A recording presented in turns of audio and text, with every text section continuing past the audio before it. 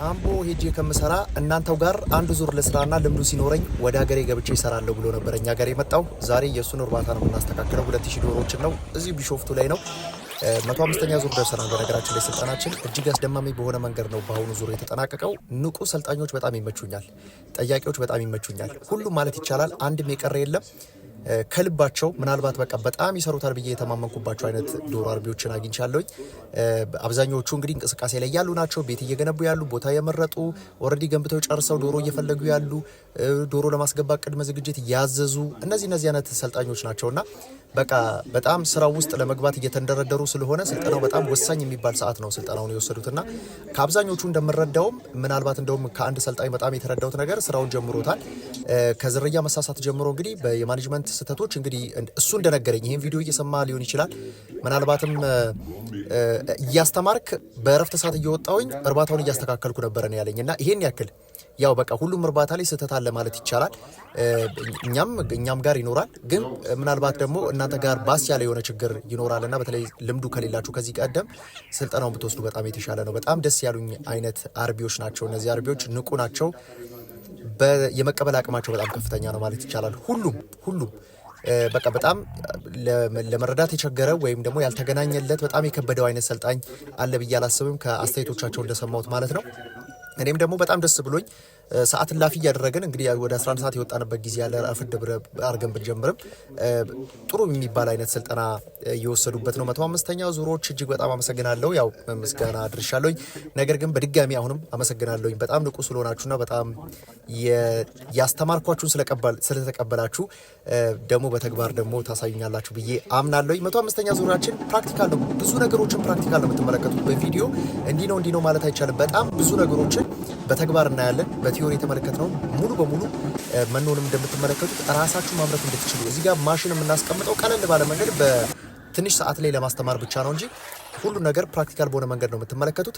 ከ10 ቀን በፊት ከአምቦ የመጣውን ደንበኛችንን በዚህ መልኩ ነበር ቤቱን ያዘጋጀ ነው። ፉል ፓኬጅ ተጠቃሚ ነው። ፓኬጁ ሙሉ በሙሉ ነው የተጠቀመውና ከአንድም እቃ ሳይቀር ወይም ደግሞ ለእርባታ ያስፈልጋሉ ከሚባሉ እቃዎች ውስጥ ምንም ነገር ሳንጥል ሁሉንም እርባታው ድረስ አድርሰናል ማለት ነው። ይሄ ከቤቱን ዶሮቻችን ከማስገባታችን በፊት ካዘዘ በኋላ ቤቱ ከተገኘ በኋላ ያው ቤት ኪራይም ስላቀረብንለት ቤቱን ተረክበን ከ10 ቀን በፊት ዶሮቹ ከመግባታቸው ከ10 ቀን በፊት ነበር ይህንን ቤት በዚህ መልኩ ከበሽታ ነፃ ላይ ማድረግ አይነት ስራ የሰራ ነው። ይሄንን የምንሰራቸውን ስራዎች በጣም ብዙ ሰዎች እየወደዱት ነው ያሉትና ውጤቱም ደግሞ በጣም ማግኘት ችለናል። በተደጋጋሚ የሚገቡ አይነት በሽታዎች በጣም እየቀነሱ ያሉበት ሁኔታ አለ።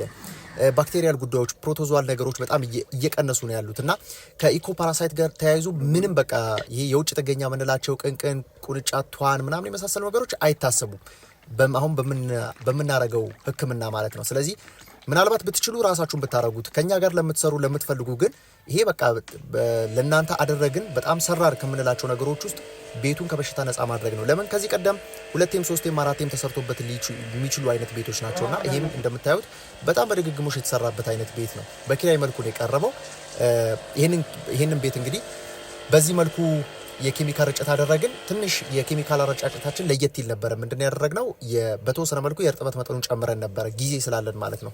ለመድረቂያም ጊዜ ያለው ግን ፓቶጂኖችን ለማዳከም ደግሞ አንደኛው መፍትሄ ረጠብ ባለ መንገድ መርጨት ነበርና በዚህ መልኩ ውጭውንም ውስጡንም ጽድት አድርገን ከረጨን በኋላ ያደረግነው ነገር ምንድነው? ቤቱን አፍነን ማቆየት ነው። 10 ቀናት ያክል ምንም አይነት እንቅስቃሴ ያላደረግንም። ይሄንን ከሰራን በኋላ 10 ቀን ያክል በዚህ መልኩ ቤቱ ተዘጋ ማለት ነው። ታፈነ። ኬሚካሎቹ አሁን ስራቸውን የሚሰሩት በዚህ ሰዓት ነው የሚሆነው ማለት ነው። የምንረጫቸው ኬሚካሎች እንግዲህ በትንሹ ከ48 ሰዓት ጀምሮ እስከ 72 ሰዓት የሚወስድባቸው ናቸው። አብዛኞቹ ኬሚካሎች 3 ቀናት ያክል ይፈጅባቸዋል፣ 4 ቀናት የሚፈጁ ያ ኮምባይን አድርገን ነው ስንጠቀም የነበረው። ወይም ደግሞ በአንድ ኬሚካል ብቻ አይደለም ይሄ ቤት እየተረጨ ያለው። ኬሚካሎች እንግዲህ የመግደል አቅማቸው በተለያየ አይነት መንገድ ግማሹ ባክቴሪያሉን፣ ግማሹ ፕሮቶዞዋሉን፣ ግማሹ ደግሞ ቫይራሉን የማዳከም አቅማቸው ስለዚህ ከኬሚካል ያላቸው ፐርፎርም የሚያደርጉበት አይነት መጠን የተለያየ ነው። ስለዚህ እኛም ያንን ኮምባይን አድርገን እዚህ ቤት ላይ የኬሚካል ድብልቆችን የረጨ ነው። ከዛም በኋላ ያደረግነው ነገር ፓኬጆቹን ከእርባታችን ይዘን መውጣት ነው። አንድም የቀረ ነገር የለም ማለት ይቻላል። በቪዲዮ እያያችሁት ነው።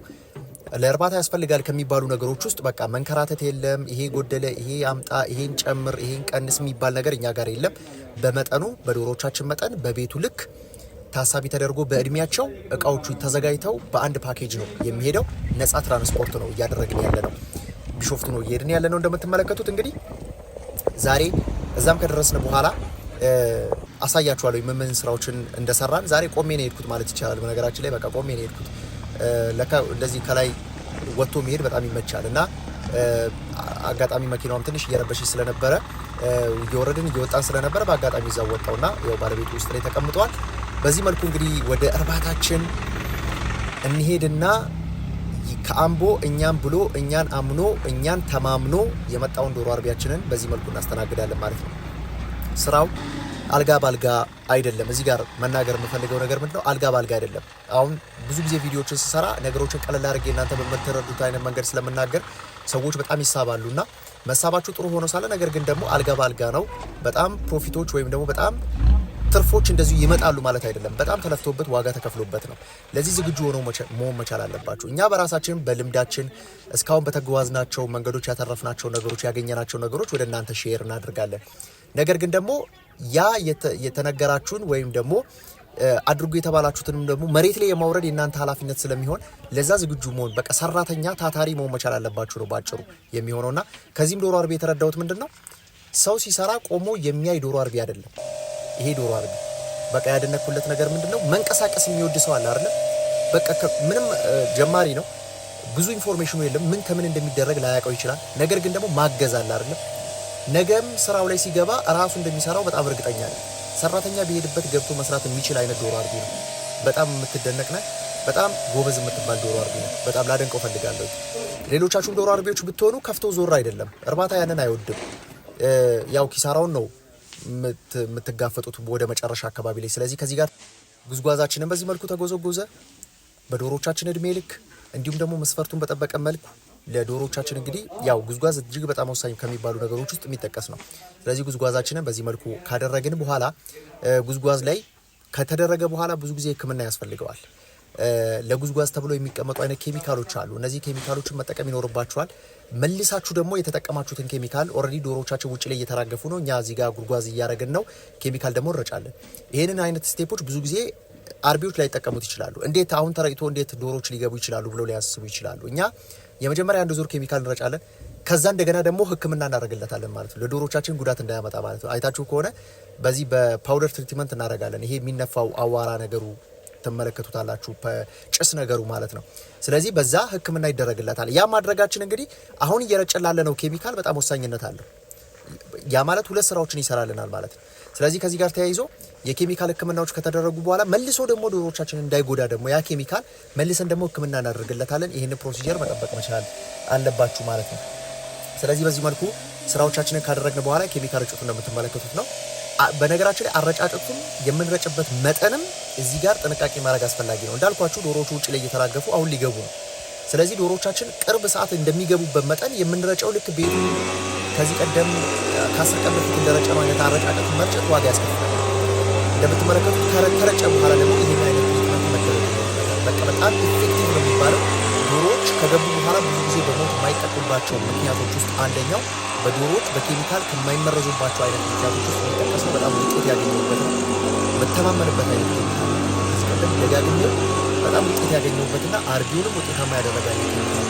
ስለዚህ እንደነዚህ አይነት ህክምናዎችን እየሰራን እንገኛለን ማለት ነው። ምናልባት ከኛ ጋር ለመስራት የምትፈልጉ ከአዲስ አበባ በጣም የተለመደ ነው። በነገራችን ላይ ይሄ አሁን ያነሳውላችሁ ራቅ ካለ ቦታ ላይ ቤተሰቡን ስራውን ትቶ እኛ ጋር ስለመጣ ነው።